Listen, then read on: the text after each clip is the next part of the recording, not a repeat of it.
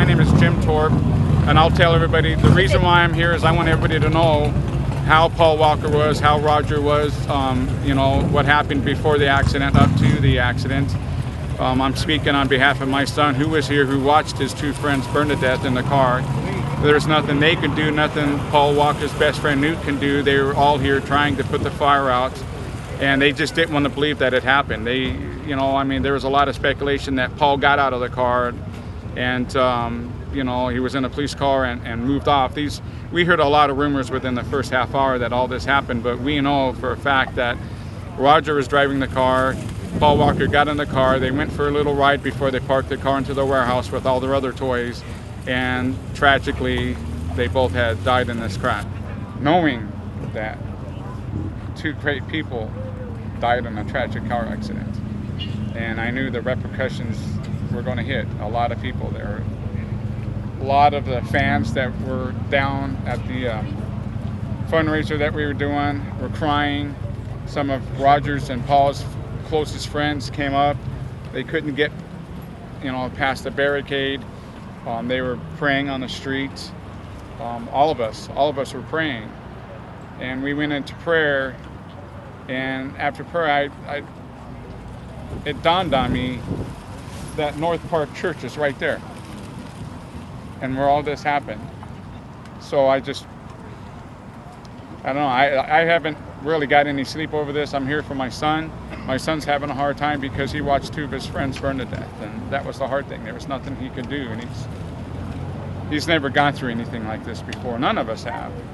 And you know, I put my sympathy out to the family of Roger and to his wife and his children.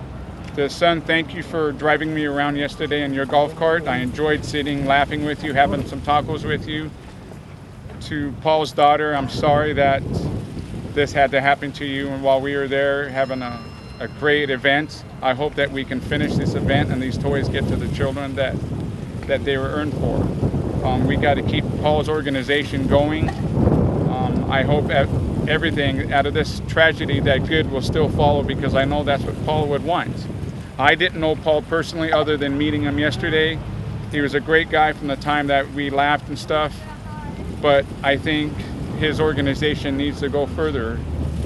I know Paul tried to keep this low key. He didn't want the media involved in all this, and it was a success. Everything we did yesterday was a success until this tragedy occurred. So, do you know if anyone witnessed the crash, or if they have any idea what they think happened? Well, I know there was a couple that came out of one of these parking lots, a man and his wife. They saw it happen. They have it on videotape that they thought it was a film being made. They didn't know it was Paul or Roger. They had no clue. They just saw a very nice car get in an accident and then blow up. I don't know who this couple was, but whoever they are, they put it on YouTube right away, because it got on YouTube and it got on Facebook before any of the press even came around. So the sheriffs, when they pulled up to the scene, they had no idea who was in the car until I explained to them that it was Roger Rodas who was the driver of the car, and it was Paul Walker, and their faces just went pale. They couldn't believe it themselves. So, do you know, throughout the day, had they been taking cars up and around the street? No, not at all. Not at all. So that was the first one that this was the first one. Like I said, the show was winding down, and they were parking cars in the garage, and when they decided to take the Porsche out for a run. How many laps did they do you know? Well, they were only gone for 5 to 6 minutes, so probably one.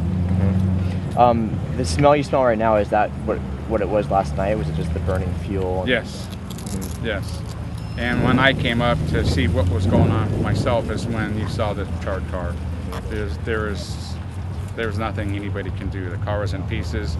As you see the window behind me, the starter went through the window. There's some pieces of the car up on top of the building still.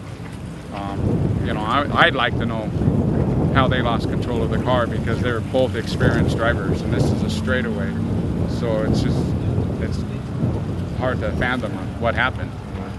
And the police didn't have any answers at all? There were no theories? Well, I don't know what their final outcome was, other than knowing that it was, you know, speed was involved. Mm-hmm. What the speed was, we don't know. Mm-hmm. But it's obvious that something happened. Mm-hmm. So, you know, our thing is just, I'm still devastated. You know, you come out here and you don't see skid marks or anything else. You know, 2 experienced drivers, and it had to happen this way. Does it surprise you, given that Roger was such an experienced driver, to see this? Like, it doesn't look like there's anything that could have gone away. Again, I'm shocked that this happened with an experienced driver in the car. I mean, we weren't behind him or anything else, so we don't know what happened.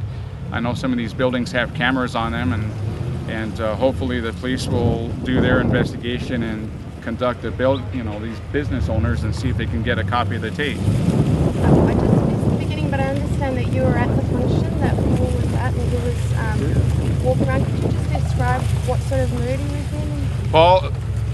Paul Walker was in a great mood, and I'll tell that to everybody. He was having a good time. He was a bit standoffish until he got comfortable with everybody around him. I think he was overwhelmed by the amount of toys that were donated to the organization.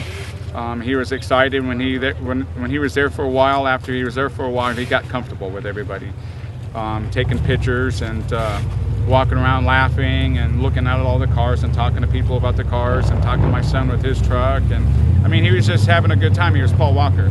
He wasn't a high celebrity or had that status of, hi, I'm a high celebrity and stand away from me. No, that's not what he was doing. He was there. He was there for a reason. The reason worked. You know, they raised a lot of toys for everybody. It was a low key, and such a great success turned into tragedy.